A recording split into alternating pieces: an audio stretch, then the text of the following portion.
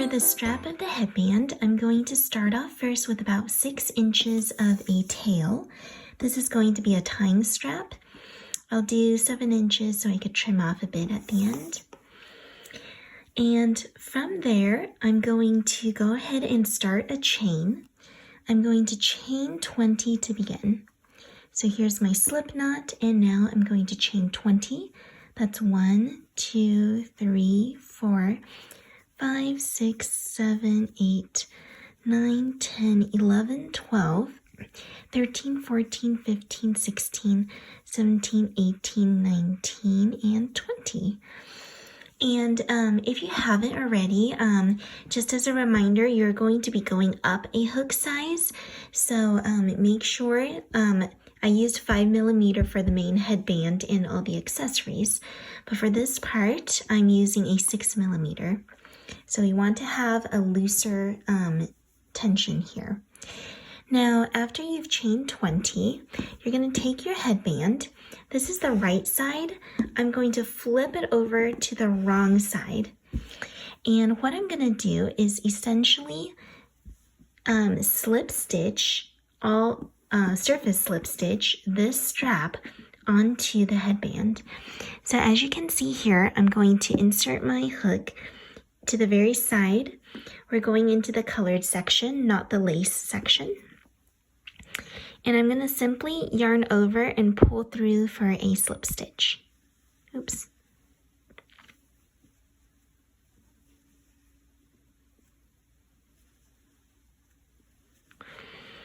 And following that, I've now attached this to my headband. I'm going to go into each stitch across the headband. And I'm just going to put my hook behind the following stitch. So here, I put my hook behind the following stitch. I'm going to yarn over and pull through. Doing that again, putting my hook behind the following stitch, yarn over, pull through.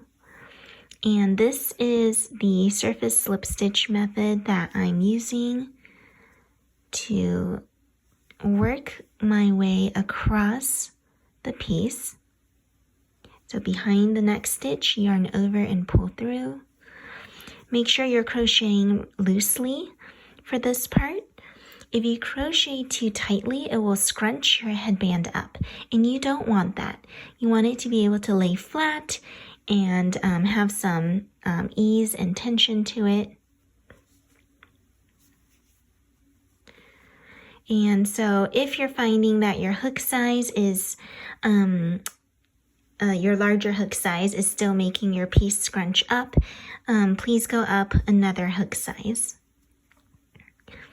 Especially for this portion as you work across the actual headband.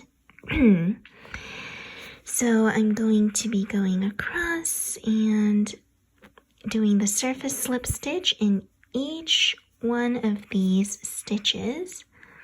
As you can see, I'm just going to insert my hook behind each stitch here.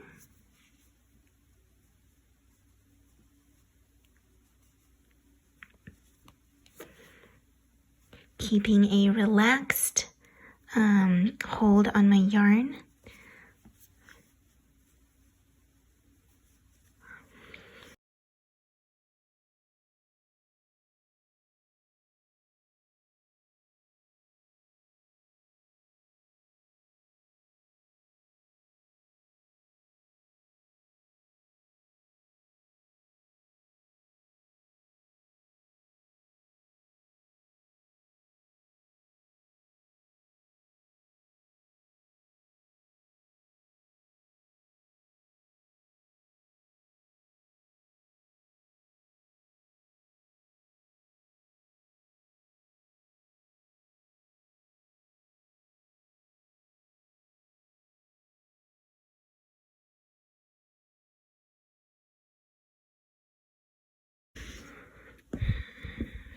All right.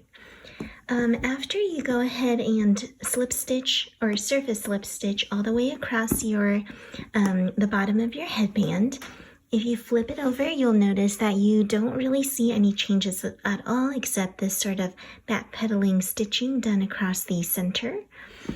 And now we're going to finish up with the same number of chains as you did with the other side. So I did 20 chains and I'm going to do that again here.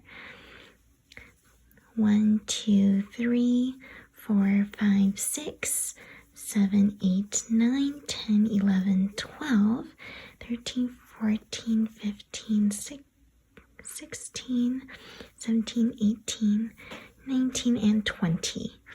And after that, you're going to want to make sure you have a long enough strap to match the other end.